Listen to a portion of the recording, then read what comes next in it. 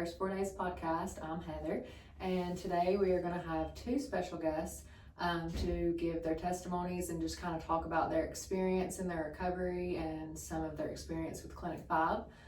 So we're going to be having Jonathan and Heather. They are current patients of ours, and I think that they're going to have some really good stuff to say and just kind of tell a little bit about everything with their lives from before treatment, during their time here, and I think you're really going to enjoy it. So help me welcome them, and we really appreciate them coming on, and we will get right back with you. Okay, so we are here with Heather and Jonathan. You all want to say hey to everybody? Hey. Hi. We appreciate y'all coming on. So we're just going to ask a couple of questions. So the first thing I like to ask, and I think is great for everybody to hear, is how much clean time do y'all have? Like, when is the last time that y'all were actively dependent on something that got you to start your recovery? My recovery date is August 10th, 2021. So I'll have 4 years in August. That's awesome. Yeah. What about you? Mine was actually 10 days after her. 9 days. 9 days, I'm sorry. Mine was August 9 days after her. And we didn't even know that when we met each other. Yeah, that's awesome. Yeah. So it's not like y'all like, hey, we're gonna do this together. No. Y'all didn't even know each other. We No. didn't even know each other. And I found him on TikTok. So I was like, hey, what's your name? And I was looking for a recovery community, you know. Yeah. And I was like, how long have you been clean? And he told me, and I was like, That's weird. yeah, it's weird. too. Fate. Yeah. That's awesome. Okay. So, what would you say, Heather, that your life was like before you started your recovery journey? I had zero structure. I had lost custody of my daughter. My mom gained temporary guardianship of her. I was supposed to go get clean, and instead, you know how the disease works. You're a bad mother. She doesn't deserve you. You'll never get sober. You've been sober before. This time is no different. After I lost guardianship of her, it took me another 7 months to go to the sober living.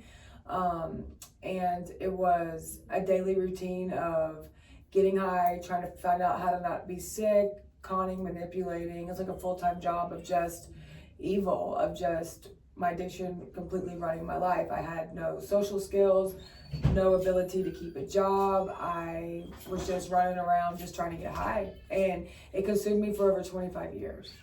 I think too, what a lot of people don't understand is like, if you get into that situation where you lose your child, and then it does take you an amount of time before you actually start to get it together. Right.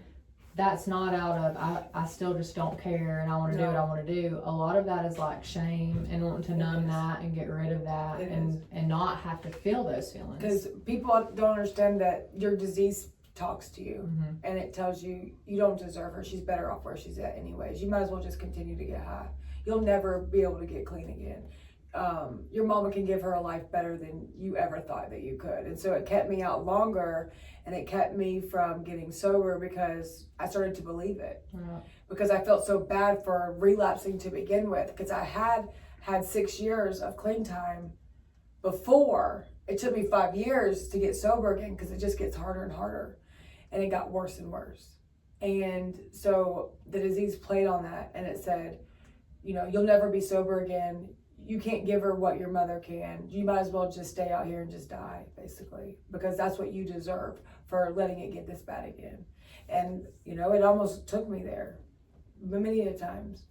But you're proof that if you hear that voice and you have that, you know, telling you that over and over, that's not the case. It's not the case. It's not the case, because today I have full custody of her. She lives with me, and she's like my biggest reason every single day to keep going and staying sober, you know, besides myself, of course. But in the beginning, that's something that I used to help me stay sober and get sober, was her. Because I wanted it for her, but I didn't want it for myself at first, because I didn't feel like I deserved it. But the longer you stay clean and the longer you keep trying, that starts to change. Now you realize you deserve that too. Absolutely. And you start loving yourself again. Right. Yeah. That's awesome. So what about you? What was life like for you before you started your recovery journey, Jonathan? Oh, it was bad. It was. Trying to lie and make everybody think I was sober when I wasn't. Mm-hmm. That was the hardest. It was. You think being in active addiction is more work and harder than being sober? It's easy to be in addiction. It's hard to get clean and stay clean, Yeah, but it's all in what you want to do. right. You know, you gotta want it. You know, you gotta have structure, like she said. You know, we got rules at our house, and it's nothing that is out of the ordinary. Mm-hmm. We all do it, you know. But we play a big part in our kids' life today. So we want them to don't go through the same stuff that we went through. Mm-hmm. I also got my kids back in my life. And we just work hard on our kids and try to keep them on the right path. And, you know, we're honest with our kids about our past. And have been the whole time, you know. I think that's important. It is. I think they- don't lie to them. Right, and I think that, you know, they should be to an age to where they can comprehend it and understand it Yeah. before you go into fine detail, but I think Right. being honest with them is always the best option. We teach them like the forgiveness and show people mercy and treat people how you want to be treated. And you don't know what other child is going through at school. You see a child sitting alone at the lunch table, go sit with them. Yeah. If they don't have a snack at snack time, I pack extra. Mm-hmm. So give them a snack. You know, be that person that stands up for, you know, everyone else, because even in our addiction, you know, we got treated unfairly or poorly, even though we were choosing to be there. Mm-hmm. And our kids saw that. Some of our kids saw us in active addiction. Right. And now knowing that today they don't ever have to see me high again, that's the biggest blessing. Yeah. And I tell her, no, Mama wasn't right during that time of your life, but today this is how we live. Yeah. Mama was sick and now she's better. Mm-hmm. So But yeah, it's all in what you choose, you know. You gotta want it, that's for sure. Well, I feel like, you know, my time knowing y'all, obviously I've known y'all the longest. I know some of the other girls are Right. new, but Right.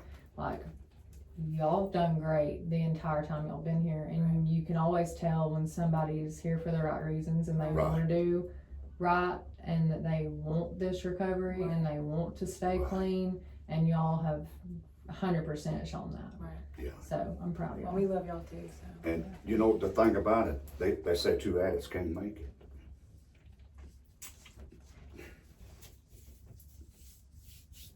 You can. You can. And you y'all know- are living proof. We are. when we met, he said that we can't make this serious because we'll never make it.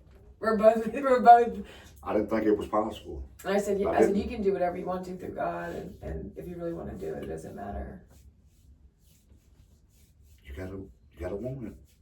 And there's days that are hard too, you know, because we're both from two different sides of the different world. I'm from Georgia, he's from Alabama, but he was raised differently than I was. We think different. I mean, obviously male and female, but we both grew up differently. And Jonathan did pills only. Mm-hmm. He did Prescription. prescription pills, and he went to the doctor to get them. I was on hard drugs, and not to say that addiction's different because it doesn't discriminate, Yeah. but there's different. I don't know how to explain it because there's different things that you do and ways how you feel and actions on the street than it is, you know. And I know that he's never gonna wake up and look at me and say, "Let's go get da da da da da." Yeah. You know, he's never going to do that. And for me, that was huge for me. Even though he was an addiction or he was an addict, I know that he's never done hard drugs. And for me, that I felt like that worked for me because everyone I've ever been with had woken up one day and said, "Hey, you feel like getting high today?" And I'm like, "No, I not really." But we ended up doing it anyway. And that Yeah. goes, you know, the time that I put together. And I know that he's not going to do that. Well, we ain't doing that. That's over. That's over with. We've come too far. That's We've got right. so much now, Yeah. Yeah. you know. Y'all come way too far Yeah. to ever wake up and ask each other No, that no, question. it's- And then I have you guys. I would hate to disappoint y'all, you know. Y'all been a huge part of our recovery too. Right. Thank you. What would you say has been, you know, a good experience, or how did y'all feel coming to Clinic 5 for like the first time? Were y'all nervous about coming? I actually come here first. She made me the doctor's appointment, and she was going to another doctor. Well, I told her about my experience here, and she was telling me about her experience at her other places she was going to, and there was nothing alike. And you know, I told her, I said, this guy that I'm seeing, he cares. He cares how your day went. Mm-hmm. You know, he cares.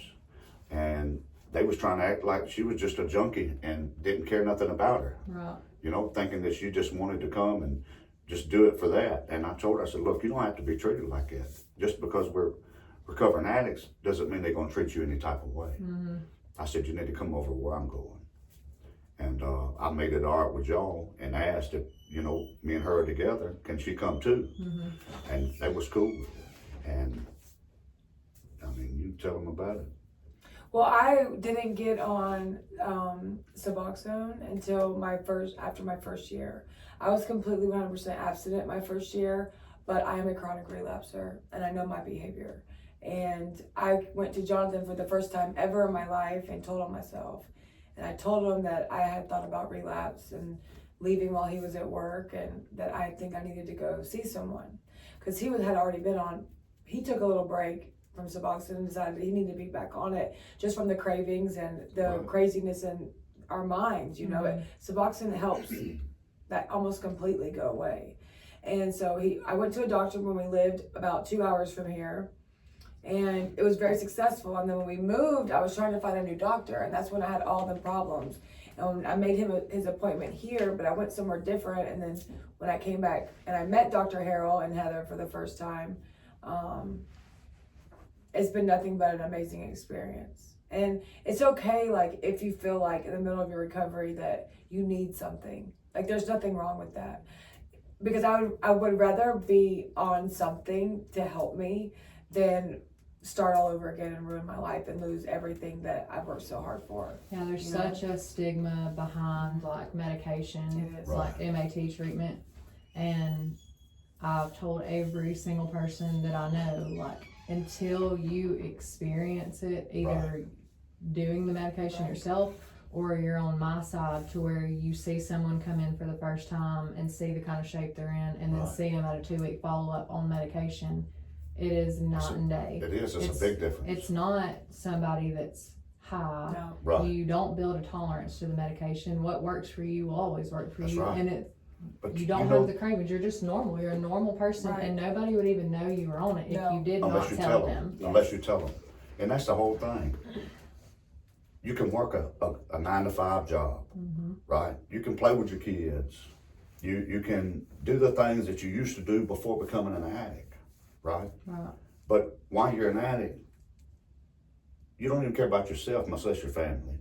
So you're especially not going to work. In and out of jobs. Don't worry about your kids. You're not going to be able to pay your bills. You're going to lose everything you got. At least with the MAT program, we both have our own different ways of working. I work as a welder, and she's a stay-at-home, and she's got what she does, and I got mine. And I know if we was in where we used to be, there's no way possible we'd have it. You know, today, we got a new house we just bought last year. Cars in the yard paid for. Everything we got, we work hard for it. And we're able to do that now, you know. And if it was an addiction, I know we wouldn't be able to. We wouldn't have nothing. Right. We wouldn't even have each other, you know. It's a choice. You got to make the choice, you know. Yeah, and you saying that was kind of leading to my next question. Like, what would you tell somebody that's possibly considering trying to go through that recovery journey? Like, what is something that you would tell them about taking that first step, reaching out to somebody, or just look at where you're at? What is something that would be good advice for somebody? Here's your, this is it today. Make that decision, I'm telling you. That's right. It's a life-changing experience. It is. What do you think? Time is precious, and you don't know if you have tomorrow.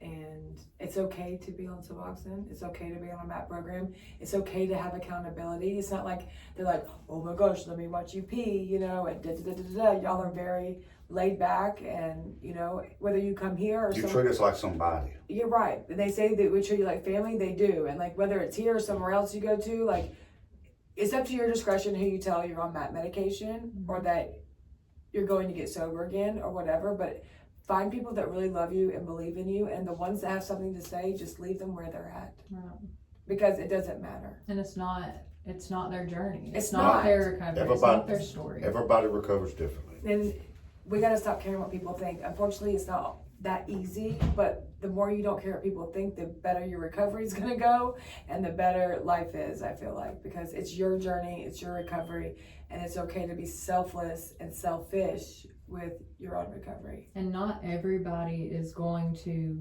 do the exact same on the exact type of recovery journey. Right. One person may do absolutely fine being abstinent forever. One person may do great on Suboxone. One person may do great on Vivitrol. Right. It's patient specific. It is. That's right. It's tailored to each Just like- individual patient. Just like when you were on the streets and doing drugs, you had your drug of choice. Yeah. It's the same thing. Like the things that are in the drugs today, like the fentanyl, Mhm. I almost feel like you have to be on some type of medication in the beginning to get your even thoughts and brain right. Mhm. Because the epidemic is so bad now. It is. It's different than it was 4 years ago. Absolutely. It's different than it was Man. 10 years ago, Mhm. you know? So I almost feel like people almost need some accountability, but it's also, you know, what you're willing to do, how bad you want it. You can do anything, but if you're not willing to get up and do it, then you're not going to get the results either. Yeah. And that's with anything. So, Jonathan, you have anything else to say? I think that covers it. I mean, you know, sooner than later. That's right. You're not promised tomorrow. You're sure not. You're sure not. Well, thank y'all so much for You're coming welcome. on. I'm Yes, so ma'am. proud of y'all. Thank you. We appreciate Y'all, it. you know y'all are two of my faves. yeah. If y'all ever want to come back on, if anything cool happens, if anything crazy happens, and y'all want to come back on, if y'all are over here or over this way, Right. y'all are more than welcome. We appreciate you. I appreciate y'all coming on. Thank you. Thank you. All right. We'll see y'all later.